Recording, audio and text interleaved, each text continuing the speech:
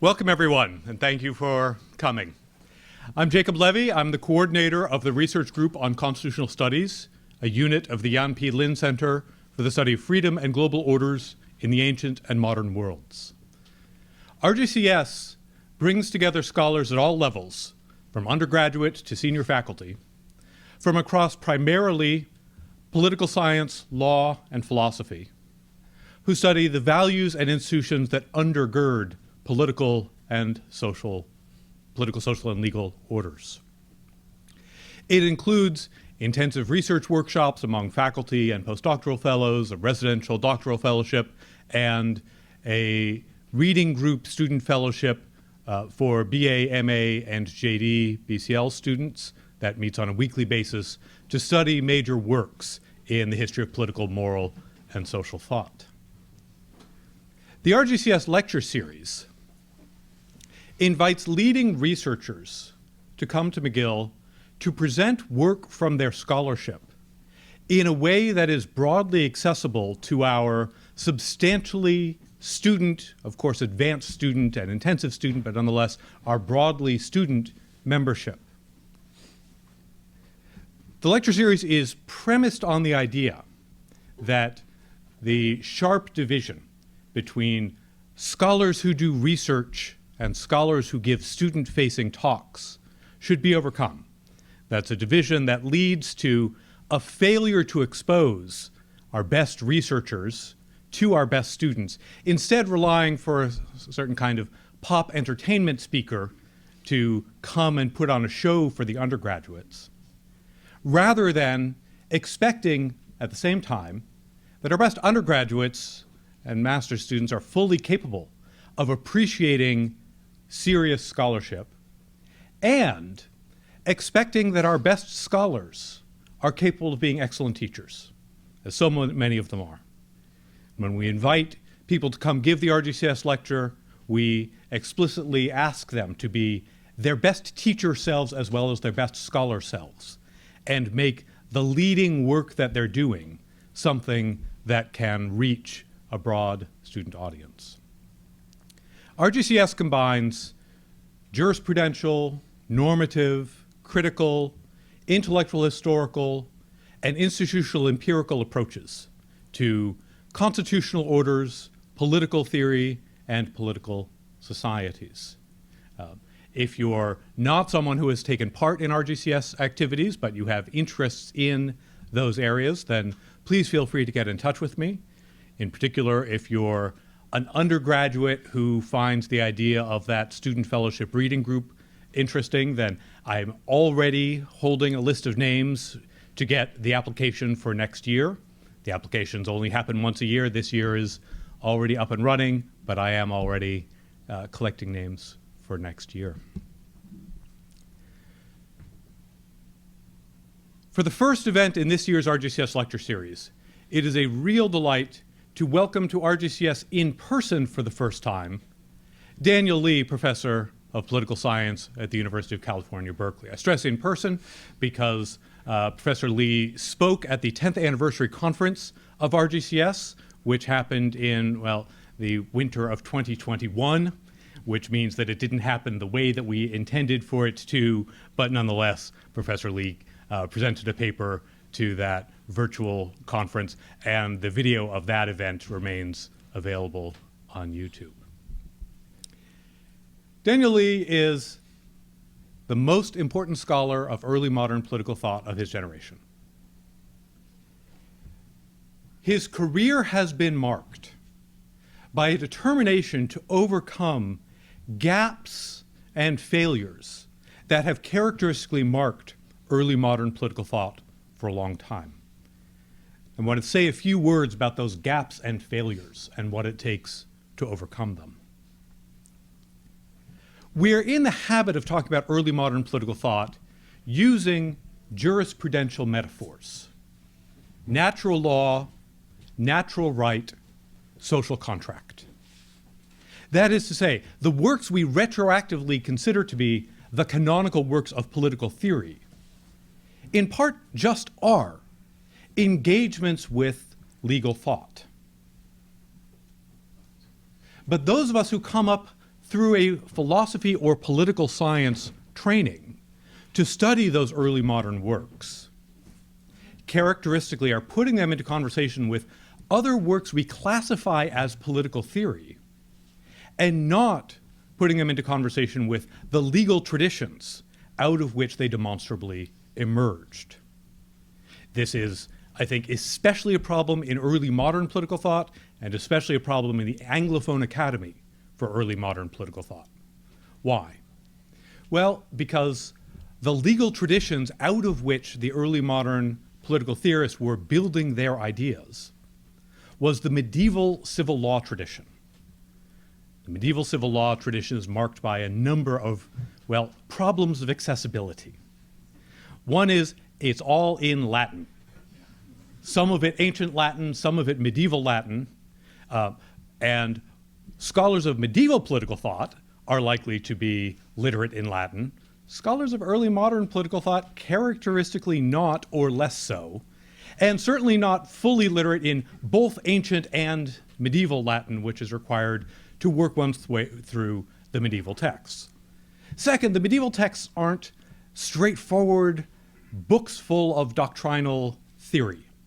They are vast, complicated palimpsests of ancient texts surrounded by medieval commentary, surrounded by more medieval commentary, all of which is about, essentially, the private law of ancient Rome, the law that in English we would talk about as property, torts, and contracts, though in the civil law tradition the words are different. So to be an early modern political theorist is to be someone characteristically who doesn't really know enough law to begin with. If you're lucky enough to know enough law, it's probably English common law. Doesn't know enough Latin to begin with, and if you know enough Latin, it is probably only ancient classical philosophical Latin and not medieval jurisprudential Latin. And early modern political theorists, early modern historians of political thought, I think would widely acknowledge, with a kind of downward glance and shuffling feet, the centrality of the work of the theorists Jean Bodin and Hugo Grotius. Why the downward glance and the shuffling of feet? Because they, above all of the major theorists of early modernity, are fully immersed in literatures that the historians of early modern political thought aren't. Grotius himself writes in Latin, Bodin writes in French, but then translates the work into Latin, but they're both drawing on materials that are significantly inaccessible to those of us with real interest in early modern political theory first and foremost. And medievalists don't go that far forward. So we have all of these multiple levels at which there are just big pre-existing gaps in how political theorists oriented toward early modernity encountered some of the big central intellectual traditions that shaped it. In order to overcome all of that, one needs to be not only able to read the long, difficult, dense texts of Grotius and Bodin themselves, one in an early modern scholarly Latin that isn't quite the same as medieval legal Latin, one of them in an early modern French that isn't quite the same as modern contemporary French, but also to be able to make sense of all of the works that came before. To be able to do all of those things at once, to think jurisprudentially and historically and philosophically, to be able to be a political thinker, able to fully engage with the meanings of private law in the civil legal tradition, in the ways that the theorists of interest do. That is, well, it would be a masterful work for a lifetime. Daniel Lee did it in his first damn book. I was on the prize committee for the Leo Strauss Prize of the American Political Science Association in 2011. And when I read the dissertation that became Popular Sovereignty and Early Modern Constitutional Thought and became that book in very short order, I was just dumbstruck and had no problem finding a unanimous committee to award the Leo Strauss Prize to this extraordinary work of scholarship for a brand new, just finished his PhD scholar. The reinterpretations and reworkings that Lee gives to the major texts of early modernity by situating them appropriately in medieval jurisprudential disputes, and the ways in which he then philosophically and theoretically situates those early modern debates to help us make sense of ongoing questions about democracy, constitutionalism, and sovereignty. Put Lee's scholarship right at the center of many of the things that we aim to bring together in RGCS: jurisprudential and normative, constitutional and democratic, all at once. For a few words on his second book, I will turn to an RGCS alumna, Catherine Power, who chaired a roundtable on the second book at the American Political Science Association a few years ago. I asked her to send me her remarks. Daniel Lee manages to unpack sometimes obscure aspects of Roman law and identify when and how they are taken up and reconfigured in Baudin's own legal theoretical framework. Too often, Baudin's ideas and work are reduced to obscure caricature and key terms so thoroughly contested that they could be made to mean just about anything by both Baudin's critics and proponents. Under Lee's careful examination, Baudin's work and ideas are demystified and returned to the realm of complicated, reasoned scholarship within which they originated and to which Baudin himself contributed. Lee demonstrates why Baudin's analysis of the sovereign state system remains a valuable resource for understanding and critiquing the operative logic of the legal political institutions and system that continue to shape the world in which we live today. That's Catherine Power, now professor of political theory at York University and an alum of the RGCS Student Fellowship. Before I close and welcome Professor Lee to this podium, I will note that Professor Lee is also one of the great, even by our local standards here, bibliophiles, building just an extraordinary collection of early modern and collector's editions of the major works of political and legal theory of the era of interest. He is someone with a deep appreciation for what is going on within the texts of the books, and someone who also loves the books themselves. Please join me in welcoming Professor Daniel Lee.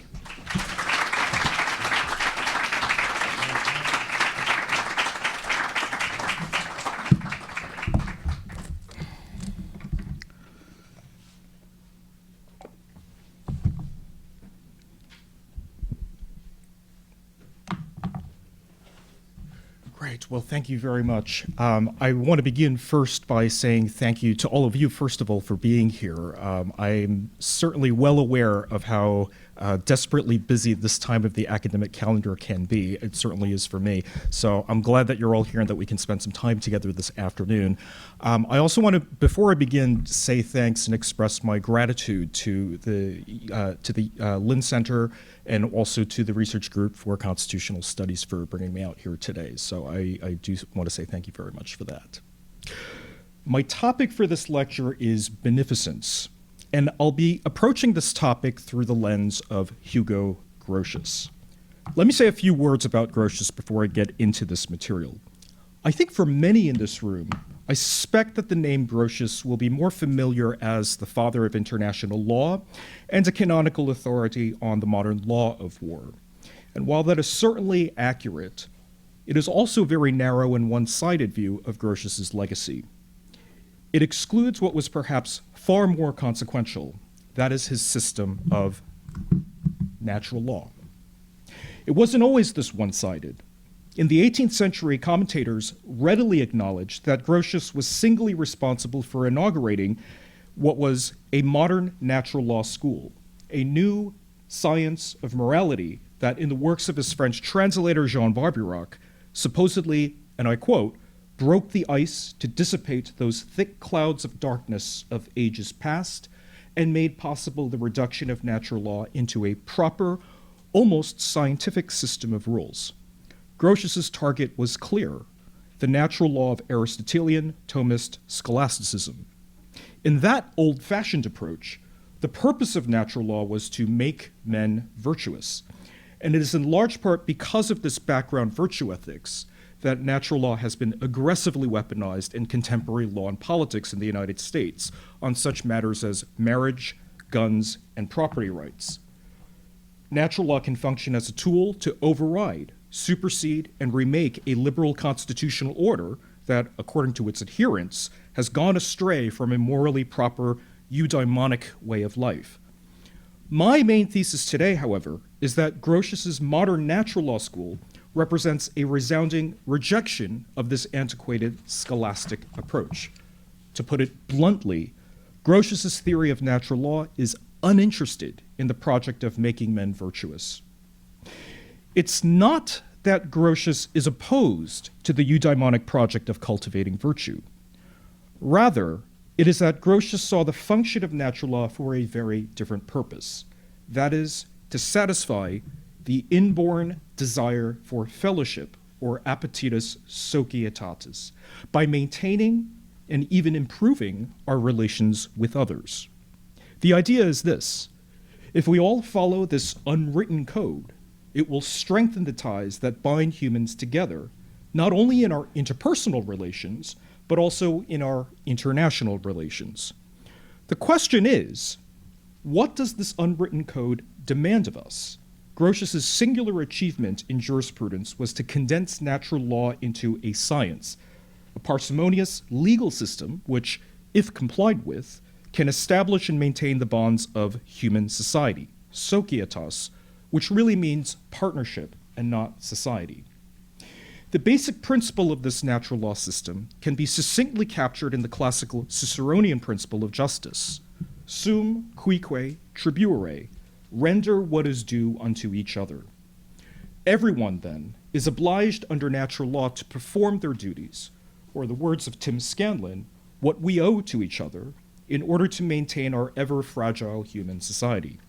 You would not be wrong to view Grotius as the architect of a familiarly modern deontological system of duties enjoined by natural law. But the point I want to explore today is how demanding was natural law supposed to do? What are we obliged to do or not do under natural law?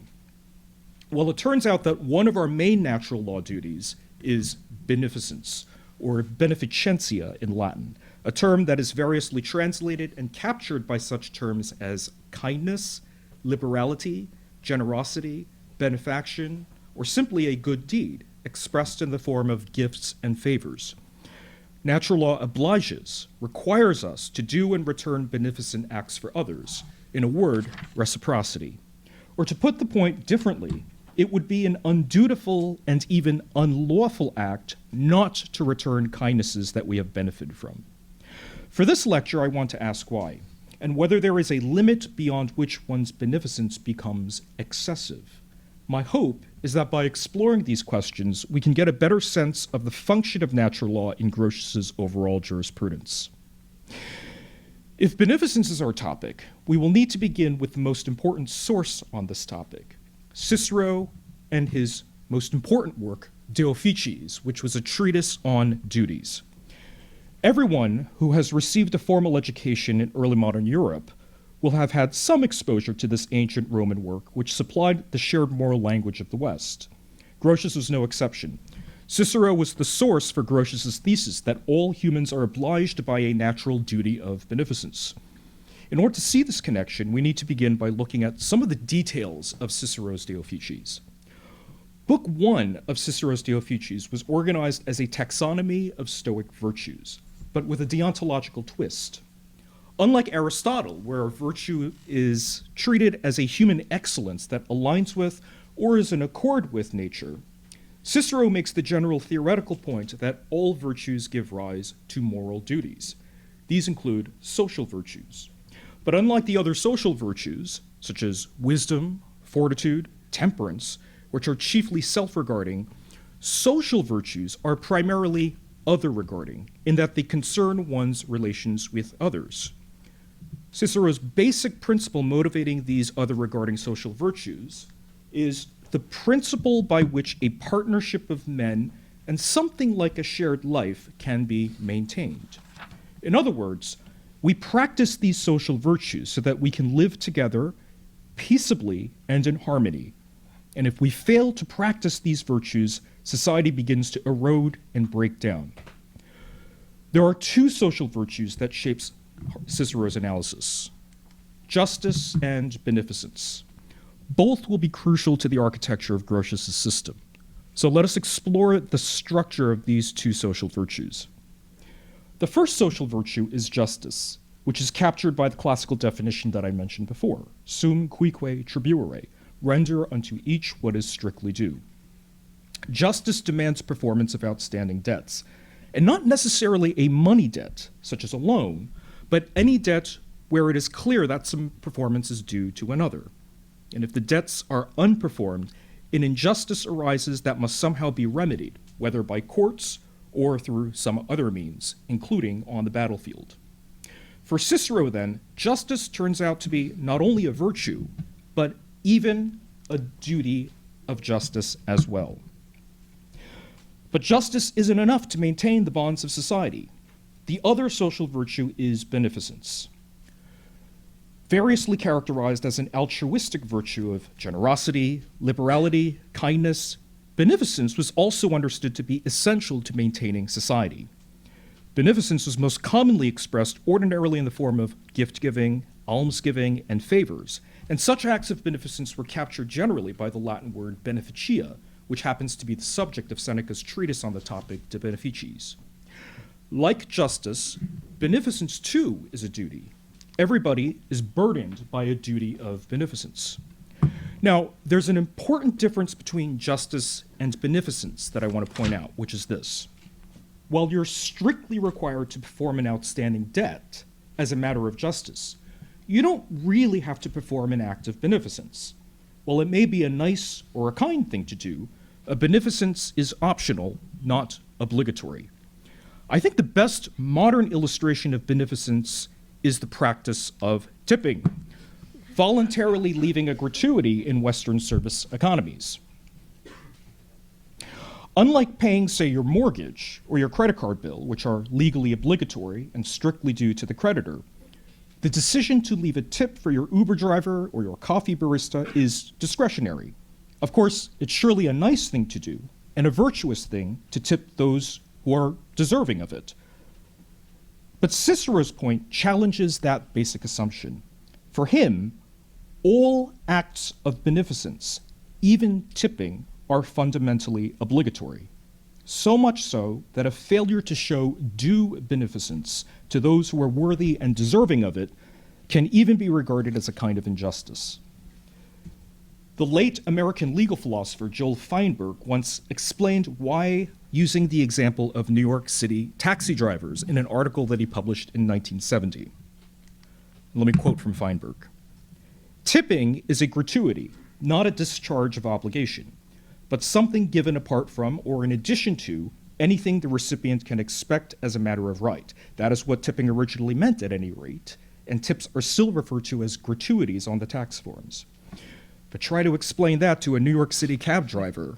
If he has earned his gratuity, by God, he has it coming, and there had better be sufficient acknowledgement of his desert, or he'll give you a piece of his mind."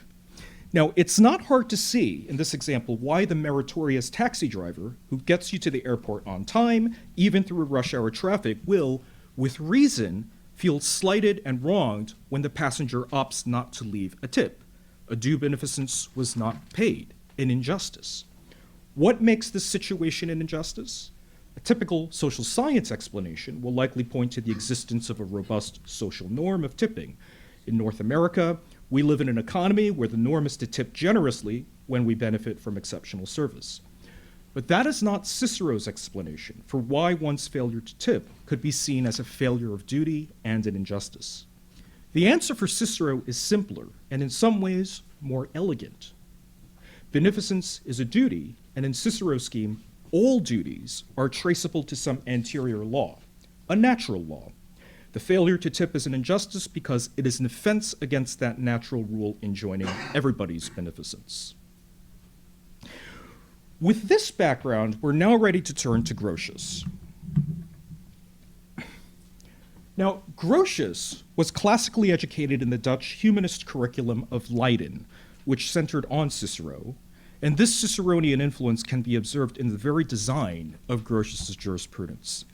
This can be seen in his two most important works of legal theory, one of which was the De Jure Belliae Pacis, or in English, the Law of War and Peace, and the other is one of the standard textbooks of Roman Dutch law, which is the Introduction to Hollandic Jurisprudence, which is shown here on the right. The most important point for us to observe is that Grotius preserves the main Ciceronian insight that maintaining society consists of both justice and beneficence. But Grotius also adds some important rebranding in such a way that Grotius does something familiarly modern, and I would say particularly aggressive. Instead of speaking in terms of duties, like a duty of justice or a duty of beneficence, as Cicero does, Grotius speaks instead in the modern language of rights. Grotius develops this in the opening chapter of De Jure Belliae Pacis, his most important work on natural law as well as the law of war. Readers of Grotius's text may be familiar with the substance of that opening chapter, which identifies the related meanings of the Latin word jus. The problem with this Latin word, like the French word droit, is its semantic elasticity. Jus could function as a generic term for law. Jus could also mean something like what the early 20th century American legal theorist Wesley Newcomb Hoffeld once called a legal privilege or a permission. That is the condition of permissive liberty resulting from the absence of a legal duty. When you are not legally required to do something or not prohibited from doing something, Grotius thinks it makes sense to say that you enjoy a jus, a right. That is why he says when something is not unlawful or non injustum, a double negative, we should call that condition as having a right. But there's a third meaning of jus that has become the source of much interpretive difficulty in the Grotius scholarship. What makes this category of rights unique is that they are explicitly other regarding rights, in the sense that these rights are correlative to someone else's duties. If we borrow a more updated philosophical language introduced by the philosopher Steve Darwall, it is a second personal ethical system. Think of these other regarding rights then as demands that you can make of someone else who is somehow in debt to you. Maybe someone might literally be in debt to you because they borrowed several $1,000s from you. You, as a creditor, certainly have a right to demand performance on the debt, that is, the repayment of the outstanding loan that is strictly due. And indeed, it could even be a legal right that you could sue in court for enforcement and collection of that debt. Only once you collect on that debt can you have the justice that is rightly due to you. These rights, like the right of the creditor to demand repayment on a loan, is what Grotius famously calls a perfect right, and it is correlative to those duties of justice identified in Cicero's classical system. But Grotius acknowledged that not all such demands expressed in the form of rights can be litigated in court, and that is because not all rights claims correspond to duties that were strictly due. Rights could, in principle, also correspond to duties of beneficence as well. Now, earlier I referred to the example of tipping as a duty of beneficence. If I have benefited from the exceptional service of the taxi driver who safely gets me to the airport on time, I am under a duty to reciprocate with the beneficence as a show of gratitude. Now, Grotius's point is that my beneficent duty to tip the driver is correlative to my driver's right to be tipped. Of course, the driver's so-called right to be tipped is not the sort of perfect right that can be enforced by way of suit in a court of law. Instead, Grotius described this kind of right as less than perfect, minus perfectum. Later commentators on Grotius will eventually call these imperfect rights. And like perfect rights, imperfect rights also shared a common structural feature, that of correlativity. Rights, whether perfect or imperfect, correspond always to someone else's duties. Now, in recent years, I've become utterly fascinated by this latter category of imperfect rights. like the taxi driver's imperfect right to demand a generous tip.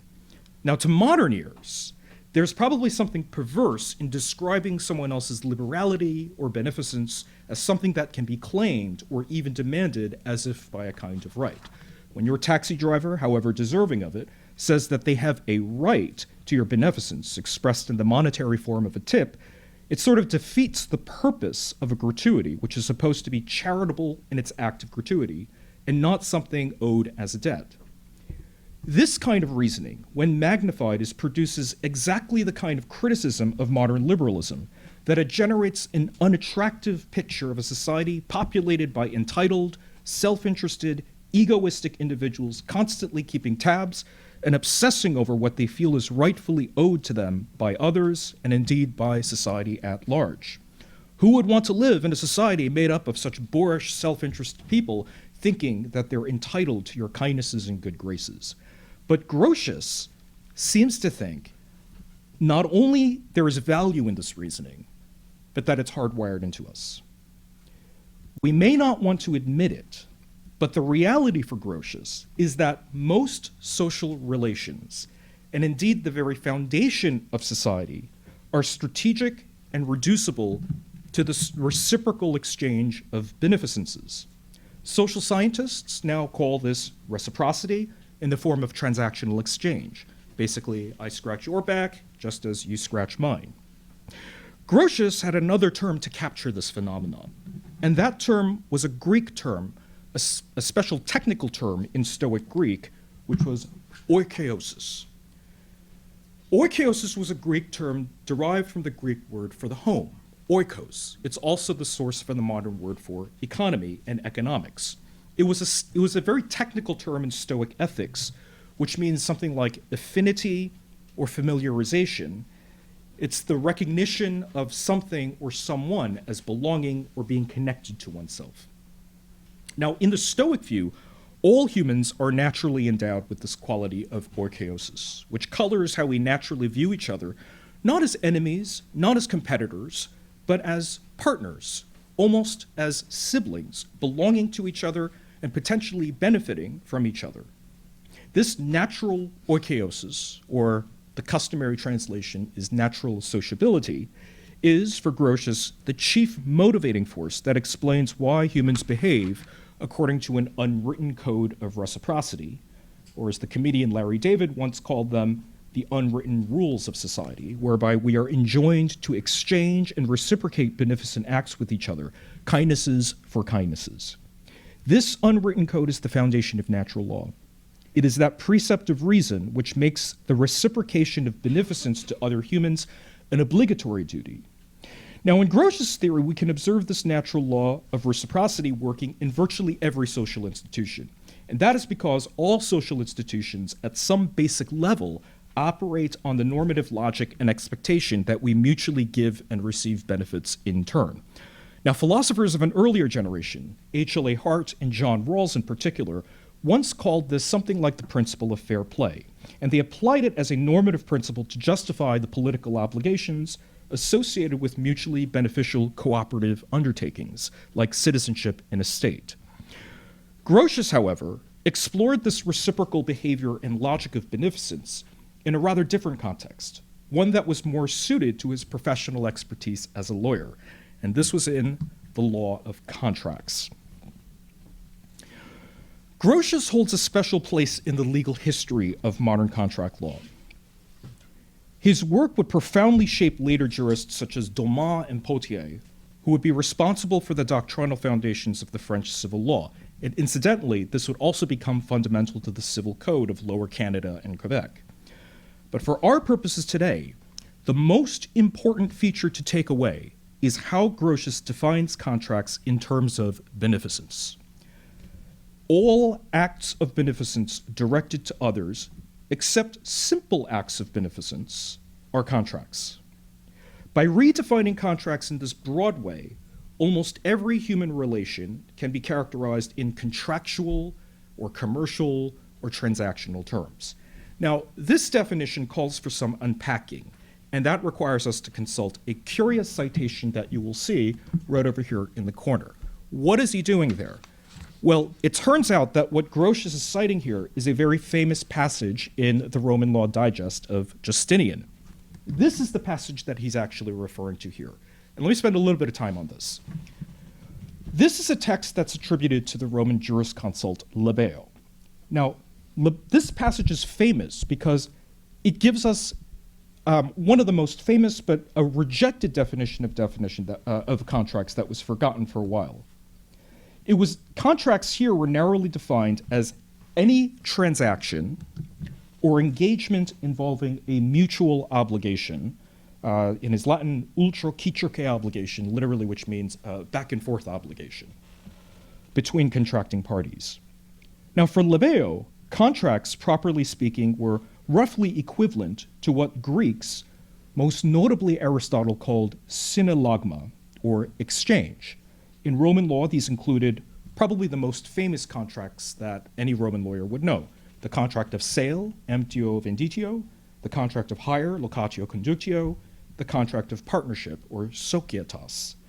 Each party in these synallagmatic contracts are obliged to give or do something for the other's benefit. Now, here's the main point that I want to make. What's striking about Labeo's statement here is how much it excluded. Many Roman contracts, which were typically recognized by Roman courts, notably lacked this exchange element of synallagma. Many contracts were not bilateral, such as the one you find in the contract of sale, hire, and partnership. And by far the most important form of non-bilateral or unilateral contract was the Roman verbal contract of stipulatio, or stipulation. The distinctive feature of a stipulation was its unilateral structure. Only one party, the promissory, was legally bound to perform in a stipulation for the benefit of another. So you might think of these as going in one direction or in one way.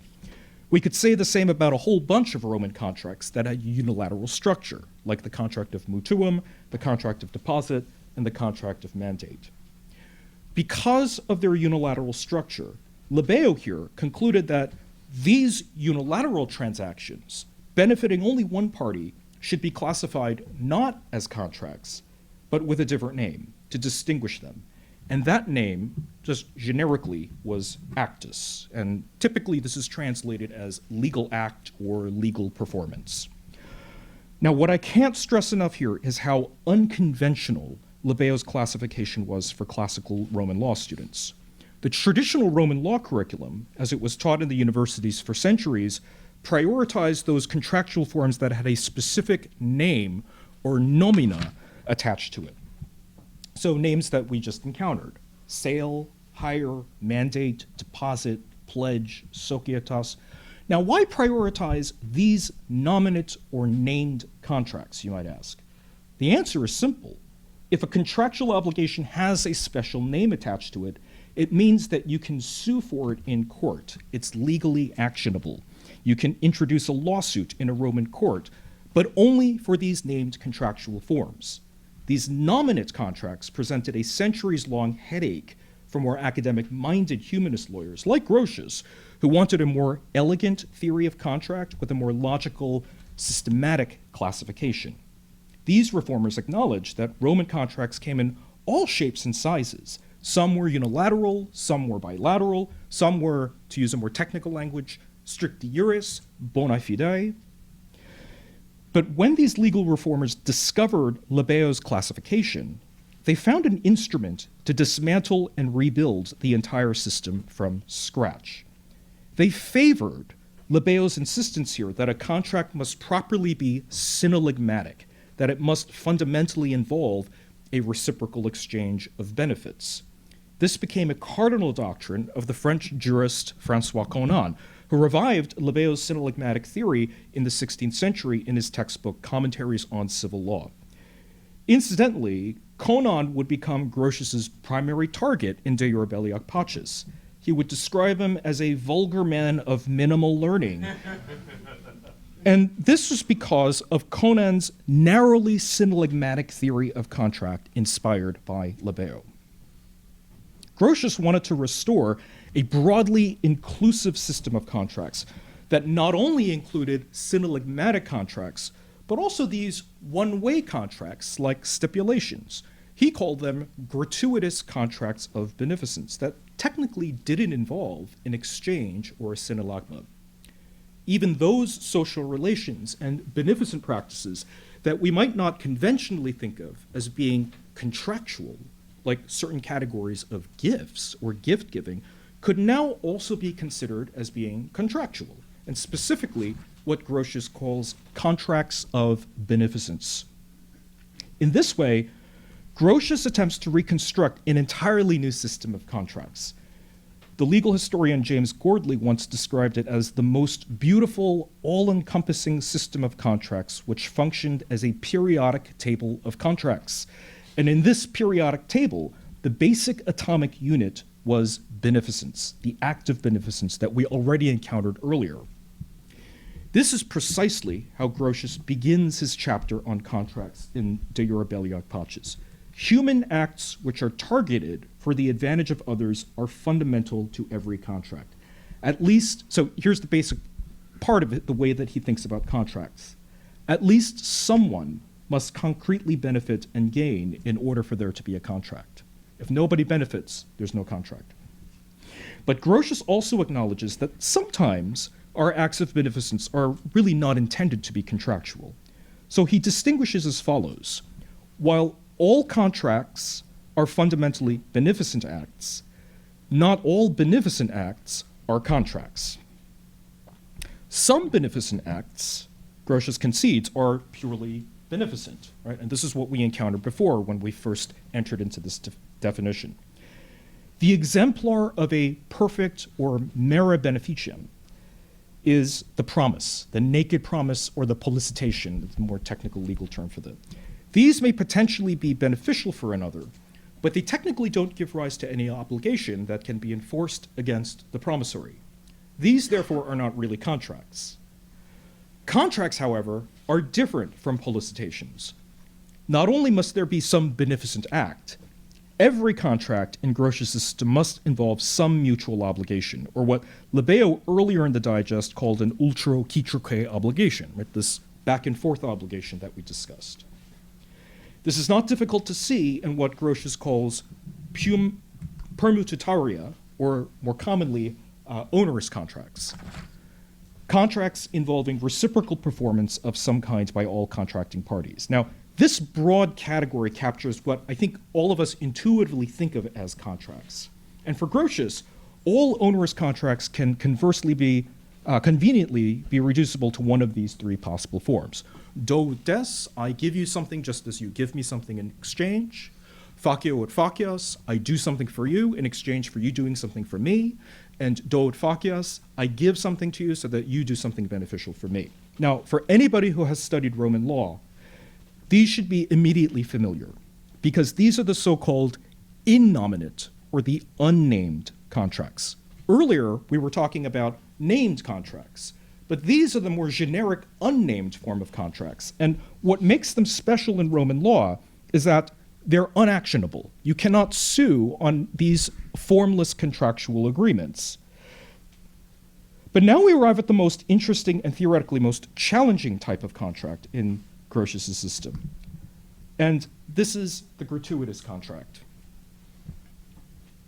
What makes these contracts gratuitous or beneficent is that the contract involves a beneficial performance only by one party without gaining anything in return.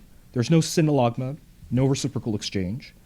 But even these gratuitous contracts, whereby only one party confers a benefit to another, can still involve a mutual obligation. And that is the key insight that Grotius hopes to convey when he stresses that even gratuitous contracts are attached to some kind of mutual obligation.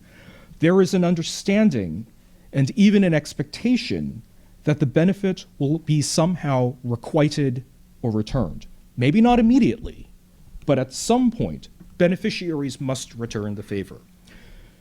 So now we are ready to revisit Grotius' general definition that I introduced before. All acts of beneficence directed to others, except pure acts of beneficence, are contracts. Grotius calls them contracts because beneficent acts almost always involve mutual obligations. This is true even for gratuitous contracts. Even gifts in Grotius' system of Roman Dutch law are considered the most basic form of contract because it is a benefit for some other party. But it is a benefit that entails a reciprocal obligation. No gift is truly free, but entails a reciprocal obligation.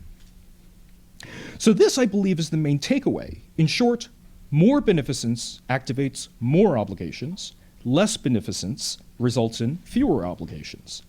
And I think this reveals a lot about Grotius' thinking about why sociability and beneficence go together and why they're so central to his theory of natural law.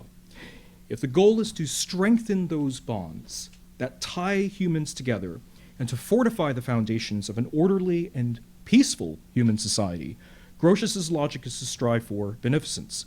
But kindness is always reciprocal, or rather contractual or cyclical. If I'm kind to you, it activates an obligation to requite or reciprocate that kindness in some way.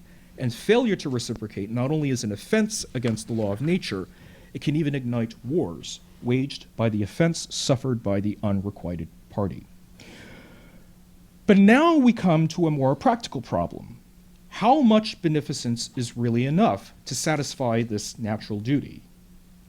Or in other words, is there a point beyond which this duty of beneficence ceases to be obligatory and instead simply becomes optional or supererogatory?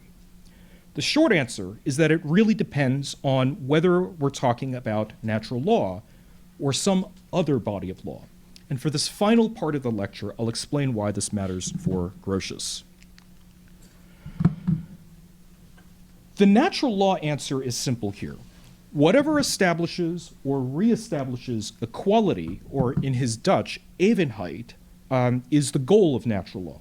And again, this requires some parsing to showcase the logic. Let's return once again to the example of Joel Feinberg and his taxi driver. We observed before how natural law governs tipping. The taxi driver who gets you to the airport through rush hour traffic safely and on time is not only deserving of a tip, they have earned an imperfect right to a tip. But it's one thing to recognize that there is a natural duty to reciprocate a beneficence. It's another question to ask how much. This is the question that everybody asks when they are confronted with that dreaded tipping screen. 10%, 15%, 20%, or a custom tip, or perhaps no tip at all. This is a quantitative measure of generosity and merit. You are being asked to measure someone's worth, their desert, and there is, at least in natural law, a right answer in principle, one that matches or fits the degree to which one has already benefited. So in the case of the meritorious tax driver, it is perhaps fitting that the driver should be rewarded with that 25% gratuity. Of course, you needn't always reward your driver with the 25% tip. Say you hire an Uber driver who arrives late to pick you up, mishandles your luggage, gets lost, and you end up missing your flight. Luckily, that didn't happen to me. It could be argued from a Grotius-Feinberg perspective that this driver is probably not deserving of a 15% tip. And it might be fitting to adjust the gratuity accordingly, or at least this is the principle that natural law tells us to do. So let's just say, just for the sake of argument, a 15% tip. Now, 25% and 15% are, of course, unequal figures. And yet, despite their superficial inequality, they both exemplify equality, or in Dutch, evenheid, that Grotius is trying to convey. And this is at the core of Grotius' natural law theory. We can locate that principle actually already in Cicero. Our beneficence to others should ideally be pro dignitate. Now, in other words, if we translate this into English, what Cicero is saying is that kindness and liberality rendered to others should be in due proportion to the worthiness of the recipient of your beneficence, whether that is in the form of a favor, of a gift, or even a tip. A Goldilocks problem emerges. Beneficence shouldn't be too much, nor should it be too little, but it should be the just right amount of beneficence in order for justice to be achieved. The amount of my tip shouldn't match or equate the taxi driver's worthiness for my beneficence. Now, the independent variable here, so to speak, is one's worthiness, which is translated through a variety of terms in the literature. Now, in Cicero's De Officiis, The Latin word for worthiness is dignitas, which is a nominal form of the verb dignare, which means to deign or to deem worthy, and the participial form dignus. But the Latin dignitas is often translated into English simply as dignity. And as a result, many modern treatments of the concept of dignitas treat it as an elevated abstract concept of human dignity. Now, in my view, this is a strikingly poor translation, and it has led many modern philosophers commenting on human dignity to treat it as a fundamentally egalitarian concept. But dignitas is a profoundly inegalitarian idea, a point that Pufendorf and Kant certainly understood when they observed that its function is perhaps most comparable to price in a marketplace. Just as prices in a market fluctuate and differ depending on the goods being valued, so too does the worth of people, and the rewards attached to their worthiness likewise differ. The point is that not everybody is equally worthy of the beneficence of others, and that is why, in this classical logic of distributive justice, it is only just that some drivers end up with the 25%, others with the 15%, depending on the independent variables, so to speak, of the driver's worthiness of such a tip. Grotius even observes, in probably one of the more difficult passages of De Jure Belli Ac Pacis, that worthiness is actually equivalent to Aristotle's Greek term axia in the Nicomachean Ethics. And this is later translated by Barbeyrock into terms like dignity and merit. So if the question is how much beneficence is enough, one quick answer, according to natural law, might simply be to say, well, it ultimately depends on the beneficiary's worthiness along a simple proportional relation. The worthier the beneficiary is, the more beneficence is naturally due. And the less worthier the beneficiary is, the less beneficence is due. When kindnesses and beneficence are properly repaid and reciprocated so that nothing more outstanding is due, an equality of sorts is achieved.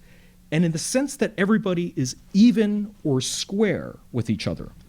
Now, of course, you could willingly choose to be an especially virtuous person and go even beyond what natural law requires in your beneficence. Returning to the tipping example, suppose natural law requires a 25% tip to reward the merit of the driver who makes it to the airport on time and reestablish that evenness in your relations. But let's say you're feeling extra generous and you decide to leave a 50% tip. 20% is obligatory under the law of nature. The other 25% is supererogatory. Now, the key point to stress here is that natural law doesn't require that additional supererogatory show of beneficence, or excessive beneficence, as Grotius calls it. The only thing natural law requires is what is just enough to achieve that equality. All right, natural law, however, isn't the only body of law that governed humanity. Grotius's jurisprudence actually recognized several different competing bodies of law and sources of law, one of which was divine law. That is, the body of law authored directly by God as a kind of Austinian legislator. Now, one of the most important and recurring themes in De Jure Belli Ac Pacis was the conflict of laws between natural law and divine law. What is permissive and optional under natural law actually becomes obligatory under divine law. And this is because divine law is far more demanding than natural law. It goes beyond a logic of reciprocity, aiming for a mere evenness between persons. The divine law that Grotius had in mind here was the new law established through Christ's new commandment. This law is recorded in the Gospels as a divine command issued traditionally at the Last Supper celebrated on Maundy Thursday. The Gospel of St. John records it as follows: "A new commandment I give unto you, that ye love one another as I have loved you, that ye also love one another." Grotius called this law by several different names: the evangelical law, the law of the gospel, but most often the law of charity, a selfless and beneficent show of charity toward another, even those who are manifestly unworthy of your charity. Beyond a simple logic of reciprocity, isn't merely optional or supererogatory. It becomes obligatory for Christians. What Grotius wanted us to observe is how by following Christ's law of charity, we produce a disproportional imbalance such that those who are actually unworthy and undeserving get too much, more than they have any right to claim. So a natural lawyer would surely view this imbalance as an excess of beneficence, contrary to natural law, possibly even an actionable case of unjust enrichment. But where the natural lawyer sees excessive beneficence, the theologian sees an act of grace enjoined by an obligation arising from the law of charity. Now, Grotius was both a lawyer as well as a theologian, and he sees beneficence in both ways. But he views the excessive beneficence of grace as the better, even if it is the more demanding way that is fundamental to establish a lasting peace for humankind. There is not surprisingly a doctrinal Christian reason for favoring the beneficent way of grace. It follows the example of Christ's grace. Humanity is sinfully unworthy and undeserving of divine favor, a point reiterated in the prayer of humble access every time the ordinary of the Mass is celebrated. Lord, I am not worthy that thou shouldst come under my roof. And yet, despite that unworthiness, all are invited to the Lord's table. A strict application of natural law should reciprocate original sin with damnation, but it is Christ's beneficent grace that saves humanity with the unmerited favor of the newness of life. It is this lesson that Grotius desperately wished self-professed Christian nations and princes, who are perpetually at war with each other, could eventually learn. The point I want to leave you with as a concluding thought is how unambitious, how minimal natural law was supposed to be in Grotius' system. Natural law simply asks us to do just enough to establish that equality, that reciprocity, in order to achieve and maintain equality in our relations with each other. But there is no need to go into excess beyond what natural law enjoins. As far as natural law is concerned, such excessive beneficence is unnecessarily supererogatory. Can this be enough to establish a lasting peace? And for Grotius, I think the answer has to be no. And the reason should now be clear. Maintaining evenness in our relations, keeping tabs on each other, seeking reciprocity, ensuring that we are square with each other, gives us plenty of reasons why we would want to wage war. Peace, however, requires something that natural law can never provide. The closing chapter of De Jure Belliac Pacis, which ends on a prayer, reveals what that is: a change of heart. Thank you very much.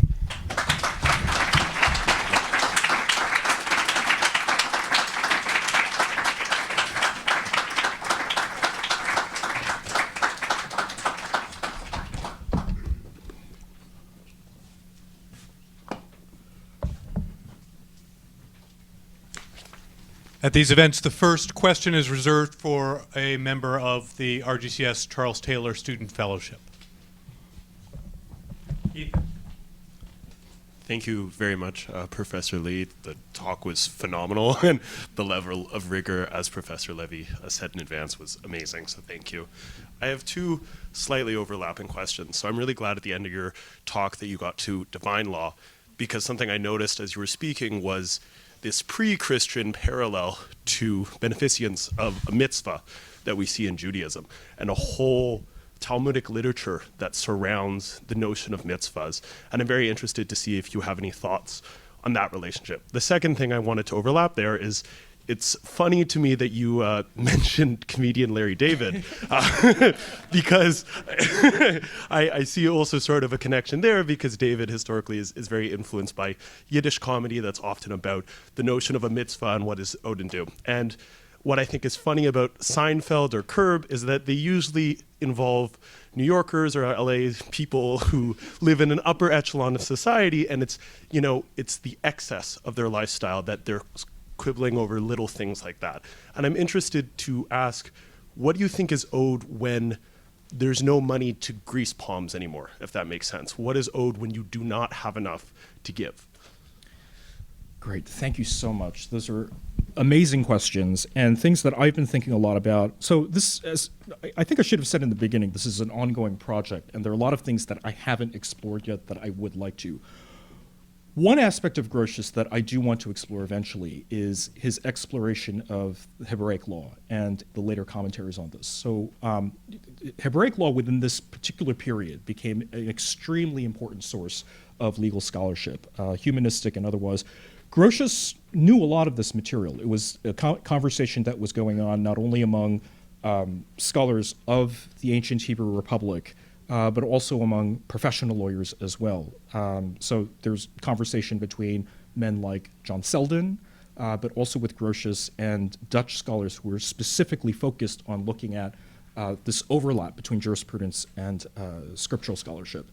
So this is one thing that I haven't had a chance to really go into much depth, but I would like to. My suspicion is that some of the passages where he does cite the transition from the old law to the new law, you begin to see that there's competing concepts of justice at work, right? So is it the kind of, if we just go back to the earlier formulation that the framework that Cicero provides, is it a move from strict justice or to beneficence, or is there something even beyond that at work? And I think that's the framing that he's looking for as he looks at other legal systems. So Grotius is a kind of legal anthropologist in some ways, which is why he's interested in all of these ancient legal cultures. I would not be surprised if that's one of the things that he pulls out. Your second question is really is something I've wondered about too. I think you're right that I think one of the reasons why somebody like Larry David is interested in this is because of a lack of proportionality, I think, right? There is so much excess, and it forces you to look at the minute details to see if you're achieving that evenness. Hey, why are you getting a little bit more than me, and this little debt hasn't been paid? Without this failure to see that actually, proportionally speaking, in the scale of society, you've done pretty well, right? So I think so your question was, if you don't have the resources to even that out, so I guess I'm trying to remember this one episode of Curb Your Enthusiasm where Larry David gets into this argument with, clearly somebody who's not, is not in the same upper echelons as you put it that he is. Does equality matter in that sort of disagreement? I think for Grotius, I think what he would reinforce is that proportionality. So maybe his lesson to Larry David would be something like, hey, just take a step back and remember, in the grand scheme of things, how you ended up there. This is not worth your time in achieving that kind of layered picture of justice that I think one is so aggressively trying to restore. So anyway, thank you very much. Yeah. Hi, Professor. Hello. Yeah. Thank you very much for your presentation. I really, really enjoyed it. My question surrounds the idea of worthiness, and specifically about how this can transfer over within cultures. And an example of this question is, say I come from a culture in which tipping isn't the norm, right? Say that, for example, like tipping 10% would be, wow, this is the best service I've ever received because people don't usually tip. And then I go to New York, and then the driver is like, I got you on time to the airport. I demand, for example, like you said, 25% of a tip. Then how are we evaluating the subjective person's interpretation of worthiness? Because for me, tipping even 15% in that case would be excessive, right? It would be what I think the driver doesn't really deserve. But even then, that's above and beyond. But 25% is almost inconceivable in that case. Then from an outside perspective, if we're evaluating whether this person is achieving justice or is maintaining this equality, how are we going to do that? Does it change based on the person and what their context is about worthiness?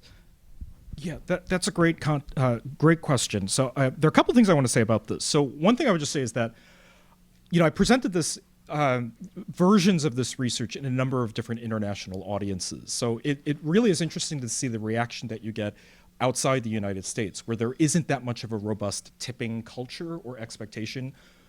Last summer, I presented an earlier version of this in The Hague, and so it was my first time in the Netherlands, where there isn't that much of a tipping culture. Right?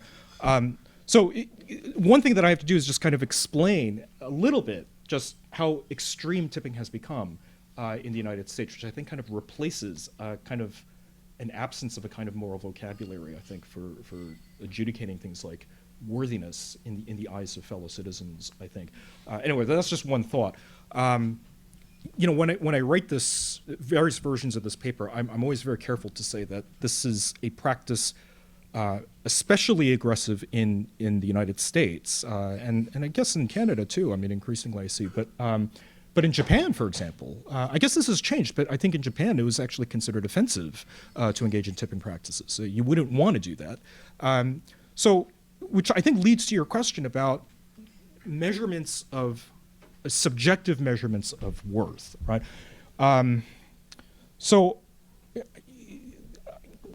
I guess one of the things that I would say about Grotius is that I don't think there's that much in the literature, but I am interested in seeing what Grotius's position or contribution might be to modern economic history and the idea of subjectivist or subjective evaluations of value. And one of the reasons why I'm interested in this is that I feel that Grotius, because he's so rooted in this naturalistic view of value and worth, he diminishes the importance of what individuals may view themselves or indeed how they may view each other as being valuable. He thinks that there's, at least in principle, an objective currency or measure of value that can be established. Now, he doesn't have the tools of modern economics to explain what that might be, but he gives a lot, in a lot of his discussions about why money originates, his explanation is partly for this reason. What if my evaluation really doesn't match your evaluation, and we're engaged in this market type relationship where we're trying to establish what that value might be? That's his explanation for why money emerges eventually. It's not the usual typical explanations about convenience, storage of value, these sorts of things. It's all about that. One last thing I will just say about Grotius, and this is actually something you'll find both in Hobbes and Pufendorf, is that your own evaluation of yourself is much less important than your value in the eyes of others, right? So, and this is a common theme that you will find all the way going into somebody like Rousseau or Kant. Hobbes certainly says that your worth is not something that you give yourself, but in the eyes of others, and so it puts you in a very vulnerable, dangerous condition. And that's one of the major causes of war in Hobbes's view. So. I think I'll just leave it at that for now. Thank you. Thanks. Thank you so much for that really interesting and thought-provoking discussion and talk. I was just wondering, one term that didn't come up, and I was sort of surprised, is one of the great contributions of the civil law to legal discourse in general, and that's the notion of good faith. I guess good faith as a term of art now in legal discourse seems to me almost to fall between the two categories of the imperfect right and the perfect right. And indeed, kind of in modern jurisprudence, perfect rights can be sort of limited by kind of what you're, something almost extra legal, that you shouldn't use the rights in a way that abuse others, even if you have the right, et cetera, et cetera. Mm-hmm. And so I guess my question is, what role does good faith play in Grotius' theories? I imagine he might have called it bonus mores.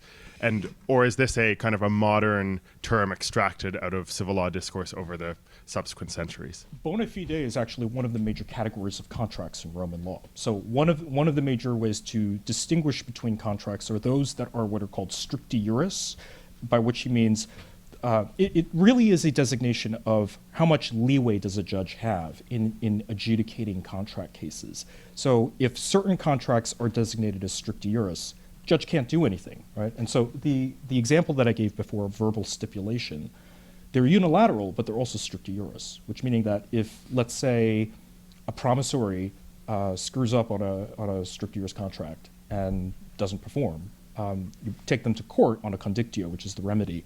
The judge has no choice but to impose the actionable remedy, even if the judge may think it might be unfair, or there may be other considerations that may change the view.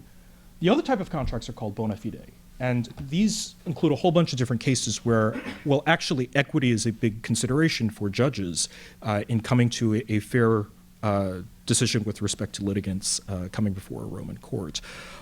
So I just mentioned that because that's one of the basic Roman law places where you'll see that term coming up.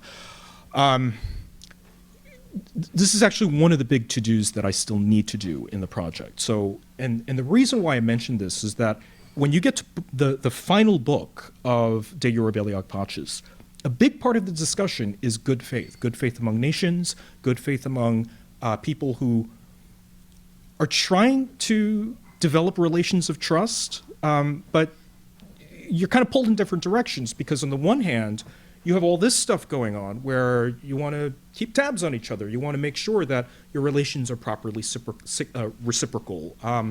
And there it almost becomes mechanical. You don't need that good faith. So there has to be that additional element that Grotius is trying to bring in. And I think all that, the last part that I discussed about might it be possible to go beyond just simply due beneficence or even what is strictly due as a matter of justice, requires an act of faith. I called it a change of heart, but I think that's exactly what you're talking about here. So that's great. While I move the microphone over to the next couple of students, I'm going to ask a question about how to think about the work at the end. Am I right to hear a new explanation of how Calvinist Protestant natural law theory breaks with Thomist Catholic natural law theory in virtue of the radically unearned character of grace? Yeah. There's a way in which excessive generosity for a Calvinist can't be naturalized because it is literally otherworldly. It is, in a sense, inconceivable to us. Whereas for a Thomist for whom our grace is not so radically unearned, there could be greater continuity between the duties of justice, the duties of ordinary beneficence, and the virtue of extraordinary beneficence. Am I hearing something there about the relationship between the Calvinist and the Catholic? Yeah, so one thing I would say, yes, there are a couple things I would just say on this, because you're asking what is sort of the next step. And I think one next step for me in this project is Grotius's Arminianism. Right? So he self-identified as a Dutch Remonstrant, part of the Arminian Church.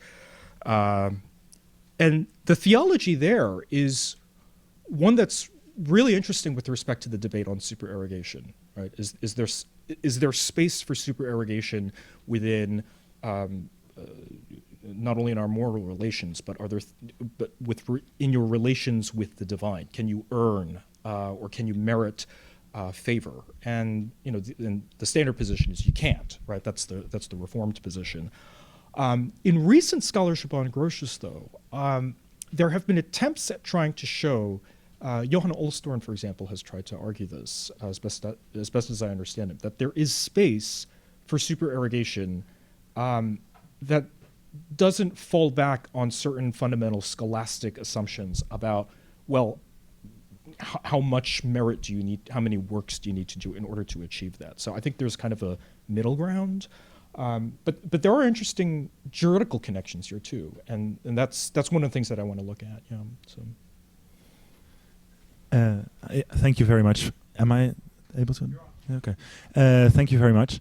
My question really aligned with the previous one, since I think there are still many parallels within Calvinistic culture and the law as described by Grotius, and is still current in the Netherlands. And I was wondering, to which extent do you think his role within the Dutch rebellion, I don't know to which extent you have any knowledge of that, has also instigated his will to describe this law in such a manner, to also this dichotomous divide between the two theological cultures? I think so. There's a conflict, I think, between what counts as law and what counts as, I guess we could call it beyond law or extra law, I guess, in a sense. So very early in Grotius's work, there are a couple moves that he makes to draw out all of these distinctions. He'll say that natural law is not the same thing as divine law, right? So this is the famous etiam si daremus, if those of you who are familiar with it. So even if there were no God, there can still be natural law that we can still comply with. But he doesn't set aside divine law. So he then goes into the problem of explaining what are the different types of divine law. So he spends a lot of time on the old law, the Hebraic law, all that body of law that still exists for him. But the new law is, I think, where he struggles with a lot, because on the one hand, he has this harsh divine command theory of law, which says that you must do this, right? Everybody is burdened and required to do this, which I think gives it a kind of, I think moves in the Calvinistic direction that I think both you and Jacob are hinting at.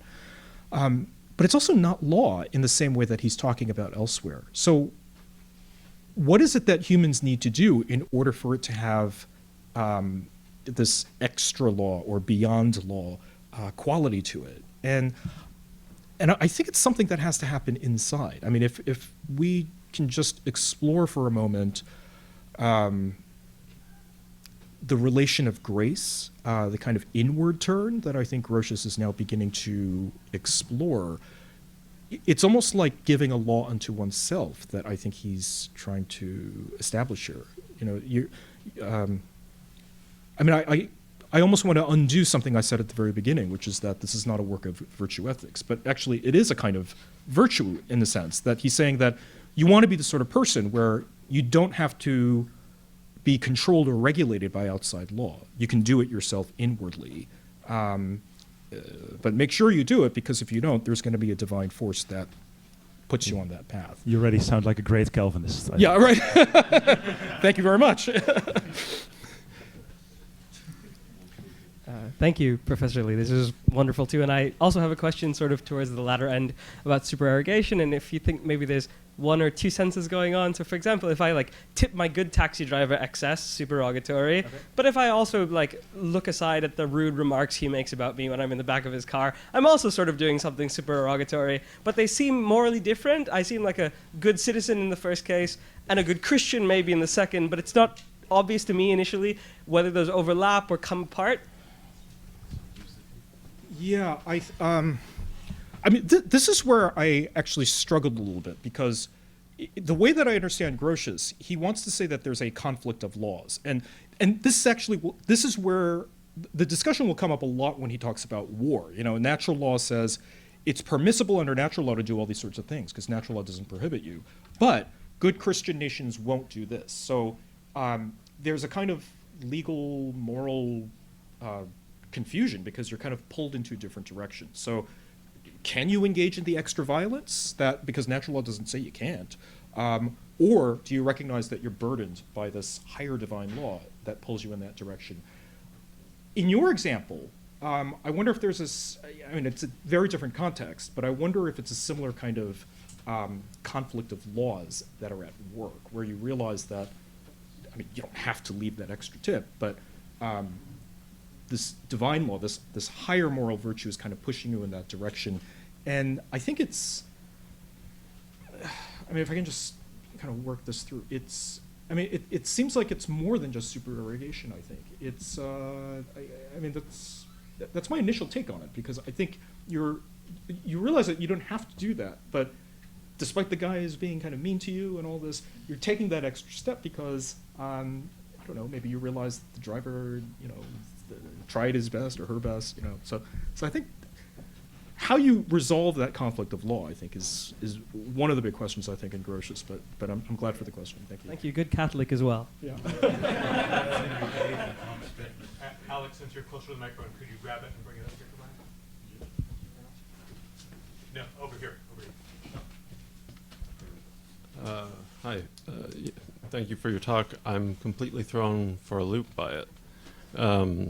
Because I came in trying to put together a question. I came in expecting you to accuse Grotius of excessive beneficence. Mm-hmm. Because I've read articles recently that trace arguments in Grotius about grounding property on beneficence as ending up justifying imperialistic acts. That's one thing. Then you mentioned you're interested in Grotius's history or place in the history of economic thought. Mm-hmm. And I would have thought his place is by being rejected, the beneficence argument being rejected. That is, the history of economic thought is going to say you ground property rights in this beneficence thing which puts a proviso on how exclusionary you can be with your property.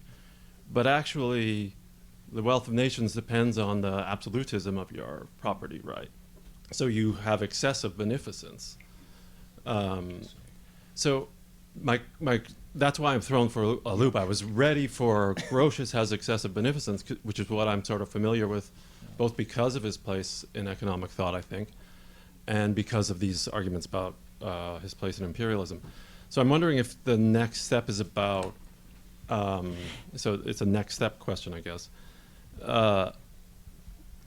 Aren't there arguments that he has excessive beneficence and that Kana or Labeo, as I understand them from your talk, were the ones that kind of ended up winning the day, if you will, for liberalism?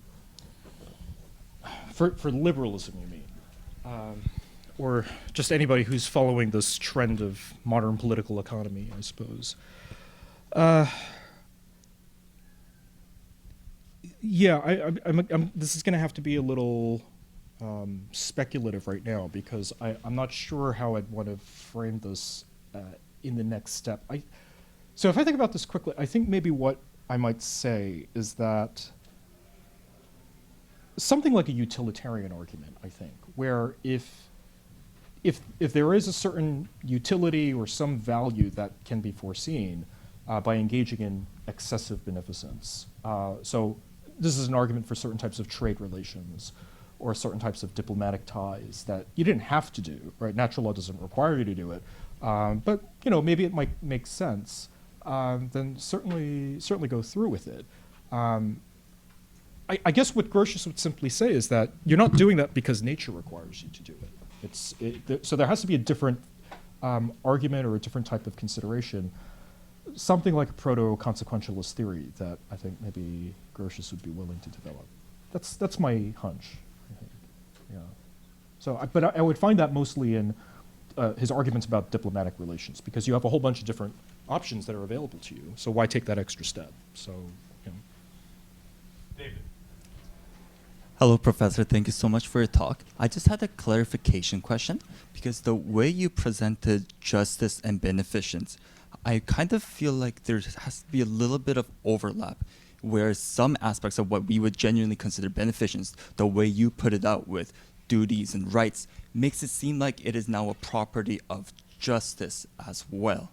And I understand it is put in terms of imperfect rights, but if we just widen up the definition of justice a little bit, couldn't some of the salient aspects of beneficence that you talk about be a part of that definition? Yes, absolutely. So this I explain in another paper, because there's a whole historical tradition of how that passage that I showed to you before from Cicero is represented in the Middle Ages. So, for example, how does Aquinas refer to that passage? And what's interesting is that what Cicero refers to as beneficence is treated as another kind of justice.